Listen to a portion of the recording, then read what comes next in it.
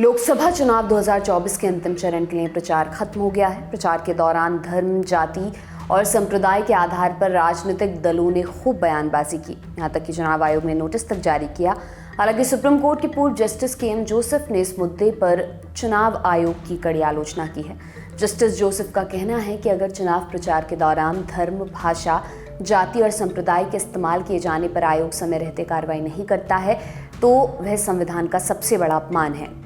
Justice KM. Joseph ने 30 मई को केरला के एर्नाकुलम के गवर्नमेंट लॉ कॉलेज में एक लेक्चर दिया। लाइव लॉ की रिपोर्ट के मुताबिक इस लेक्चर का विषय था बदलते भारत में संविधान। इस लेक्चर में उन्होंने संविधान, धर्मनिरपेक्षता, मीडिया, न्यायपालिका, अर्थव्यवस्था जैसे मुद्दों पर अपनी राय रखी। जस्टिस जोसेफ ने कहा कि चुनाव आयोग को वोट के लिए धार्मिक पहचान का इस्तेमाल करने वाले नेताओं के खिलाफ कड़ी कार्रवाई करनी चाहिए। उन्होंने कहा, वोट के लिए धर्म, नस्ल, भाषा और जाति का इस्तेमाल करना प्रतिबंधित है, चाहे कोई भी हो, चाहे कितने ही ऊंचे पद पर हो।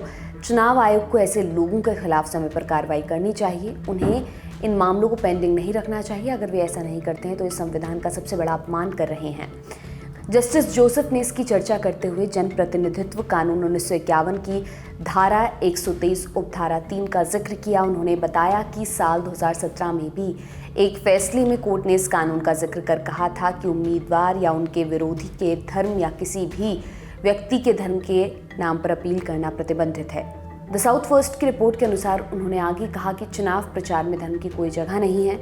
राजनेताओं को अपनी सीमा के बारे में पता है। जस्टिस जोसेफ ने कहा, उन्हें यानी कि राजनेताओं को पता है कि उनके खिलाफ आचार संहिता या कानून के तहत कार्रवाई हो सकती है। उन्होंने चेतावनी दी कि ऐसे मामलों में सक्रिय रूप से कार्रवाई नहीं करना लोकतांत्रिक सिद्धांतों और देश के संस्थापकों के कामों को कमजोर करने जैसा है।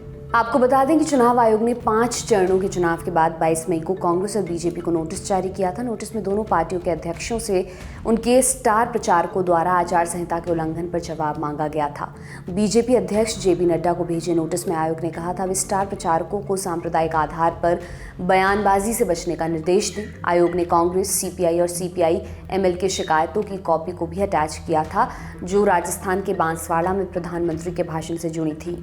इस भाषण में पीएम मोदी ने कांग्रेस पर मुसलमानों के तुष्टीकरण का आरोप लगाते हुए कहा था कि अगर वे सत्ता में आई तो अधिक बच्चे पैदा करने वालों और घुसपैठियों को संपत्ति सौंप देगी। वहीं कांग्रेस अध्यक्ष मल्लिकार्जुन खड़गे को भेजे गए नोटिस में चुनाव आयोग ने पार्टी के स्टार प्रचारकों को संविधान खत्म करने की गलत धारणा नहीं फैलाने का निर्देश देने को कहा था।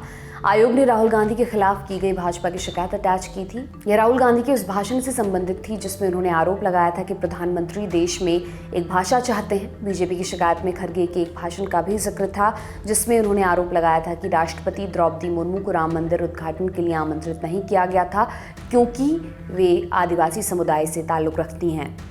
इसके अलावा जस्टिस के.एम. जोसेफ ने राज्यपालों की भूमिका को लेकर भी सवाल उठाए। साउथ वेस्ट के मुताबिक जस्टिस जोसेफ ने कहा कि राज्यपालों को केंद्र सरकार के एजेंट के रूप में काम नहीं करना चाहिए और एक निष्पक्ष स्टैंड लेकर रहना चाहिए। उन्होंने मणिपुर की घटना को लेकर मीडिया की भूमिका पर भी टिप्पणी की। कहा कि अगर मणिपुर जैसी घटनाओं को मीडिया सही तरीके से दिखाए तो सकारात्मक बदलाव आ सकते हैं। आपका इस खबर पर क्या सोचना है, कमेंट सेक्शन में हमें बताएं। ये तमाम जानकारी आपके लिए लेकर आए थे हमारे साथी साकेत। मेरा नाम है दिव्यांशी सुमराव। आप देखते रहिए दी लल्लन टॉप। शुक्रिया।